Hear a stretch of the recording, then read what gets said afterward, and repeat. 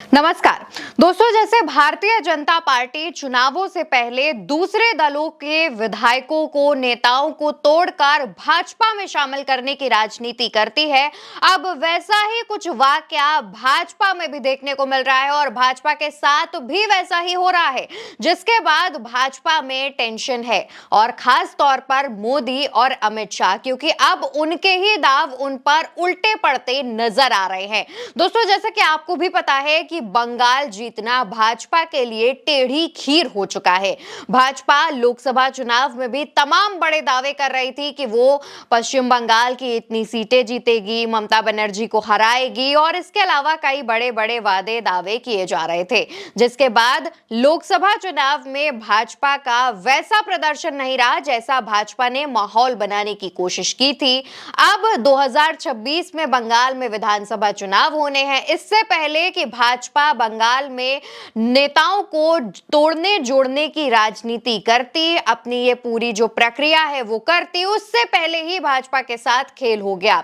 दरअसल दोस्तों, भाजपा ने बंगाल में ये जो तमाम अपने पैतरे हैं वो इस्तेमाल कर पाए, उससे पहले ही नाटाबाड़ी के पूर्व विधायक और उत्तर बंगाल के पूर्व विकास मंत्री रविंद्रनाथ घोष ने ये दावा कर दिया है कि भाजपा के 12 विधायक तृणमूल कांग्रेस यानी कि टीएमसी में शामिल होना चाहते हैं। एक दो नहीं दोस्तों, तकरीबन 1 दर्जन विधायक यानी 12 विधायक। पहले ये संख्या कही जा रही थी कि 10 या 11, लेकिन उसके बाद 1 दर्जन विधायकों की बात सामने आई। दोस्तों, भाजपा के 12 विधायक टूट के टीएमसी के साथ जा सकते हैं, इस बात का दावा खुद किया गया है टीएमसी के नेता की तरफ से। और ना सिर्फ विधायकों को लेकर दोस्तों, टीएमसी के जो नेता प्रवक्ता कुणाल घोष हैं, उन्होंने भी ये कहा कि कम से कम 4 भाजपा के सांसद टीएमसी में शामिल होने के लिए तैयार हैं। वो बस मौके का इंतजार कर रहे हैं कि कैसे ही वो मौका आए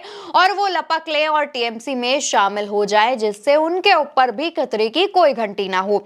अब दोस्तों, हाल ही में शुभेंदु अधिकारी का एक बयान सामने आया था, उस बयान को याद दिला देते हैं। शुभेंदु अधिकारी, जो कि बंगाल में भाजपा के बड़े नेता और नेता प्रतिपक्ष हैं, उन्होंने एक बयान दिया था और कहा था कि बंगाल में टीएमसी की सरकार जाते ही, बीजेपी की सरकार बनते ही मुस्लिम नेताओं को विधानसभा से निकालकर बाहर फेंक देंगे। और इस बयान के सामने आने के बाद ही लगभग इसके आसपास ही हल्दिया से विधायक तापसी मंडल बीजेपी छोड़कर टीएमसी में शामिल हो गई थी।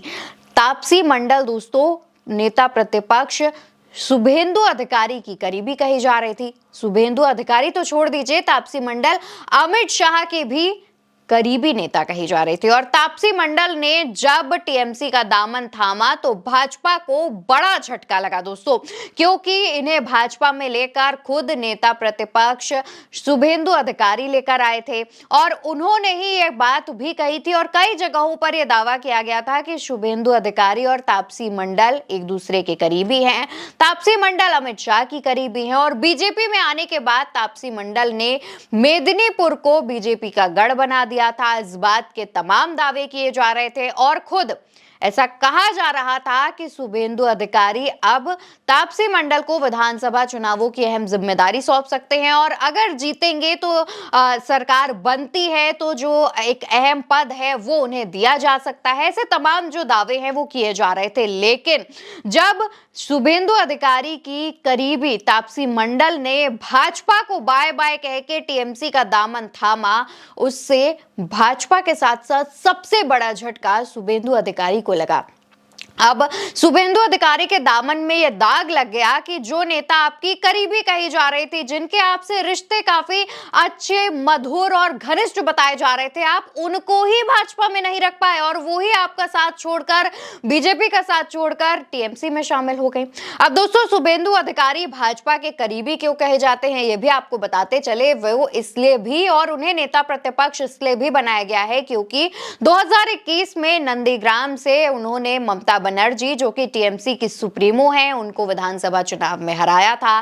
खुद शुभेंदु अधिकारी एक वक्त पर टीएमसी में थे और उसके बाद भाजपा के साथ शामिल हो गए।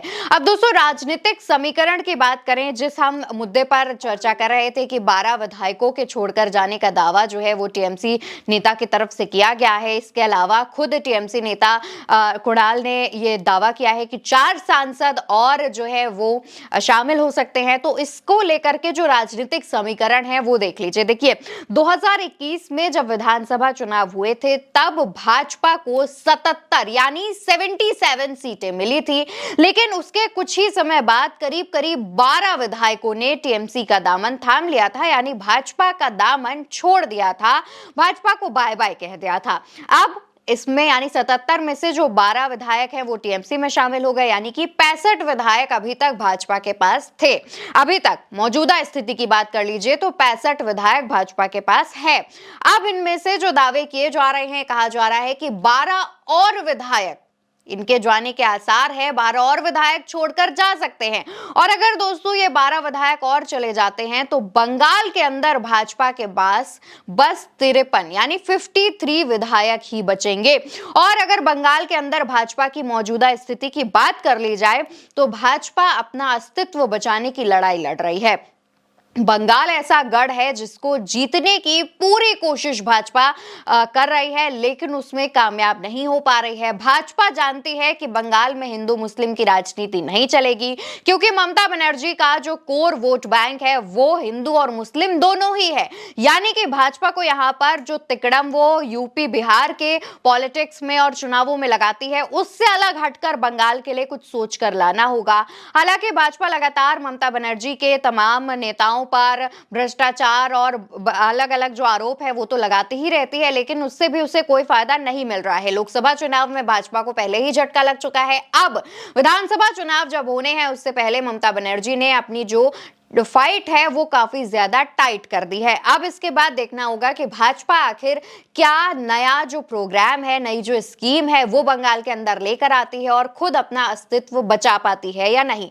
लेकिन जिस तरीके के दावे किए जा रहे हैं इससे एक बात तो साफ है कि आने वाले दिनों में भाजपा की जो विधायकों की संख्या है वो घट सकती है। इसके अलावा 4 सांसदों के भी टीएमसी में शामिल होने की बात कही जा रही है। और अगर ये 4 सांसद भाजपा का दामन छोड़ते हैं, भाजपा का साथ छोड़ते हैं, तो इसका असर आपको दिल्ली में प्रधानमंत्री नरेंद्र मोदी की कुर्सी पर भी देखने को मिलेगा। फिलहाल इस खबर में इतना ही। खबर पर आपकी क्या राय है उसका जवाब कमेंट बॉक्स में दीजिएगा। उल्टा चश्मा यूसी को याद से सब्सक्राइब करिएगा, जिससे तमाम अपडेट्स आप तक पहुंचते रहे।